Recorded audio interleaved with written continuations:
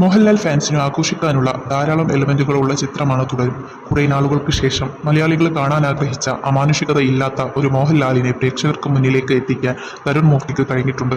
കൂട്ടുകാരും വീട്ടുകാരുമെല്ലാം ബെൻസ് എന്ന് വിളിക്കുന്ന ടാക്സി ഡ്രൈവറായ ഷൺമുഖം ഭാര്യ ലളിതയ്ക്കും മക്കൾക്കൊപ്പം റാന്നിയിലാണ് താമസം. തൻ്റെ മക്കളെ പോലെ കരുതിക്കൊണ്ട് നടക്കുന്ന ഒരു ബ്ലാക്ക് അംബാസിഡർ കാറാണ് ഷൺമുഖത്തിൻ്റെ അന്നം. തൻ്റെ കുടുംബവും ആ കാറും ഏതാനും കൂട്ടുകാരുമൊക്കെ ചേരുന്ന ഒരു ചെറിയ ലോകമാണ് ഷൺമുഖത്തിൻ്റേത്. തൻ്റെ കാർ ആരെയും തൊട്ടാൽ ഷൺമുഖത്തിന് പൊള്ളും, അതിപ്പോൾ സ്വന്തം മകൻ ആയാൽ പോലും. വളരെ സന്തോഷത്തോടെയും സമാധാനത്തോടെയും മുന്നോട്ട് പോകുന്ന ഷൺമുഖത്തിൻ്റെ ജീവിതത്തിൽ അപ്രതീക്ഷിതമായി ചില അനിഷ്ട സംഭവങ്ങൾ ഉണ്ടാകുന്നു. അതോടെ ഷൺമുഖത്തിന് പോലീസ് സ്റ്റേഷൻ കയറിറങ്ങേണ്ടി വരികയാണ്.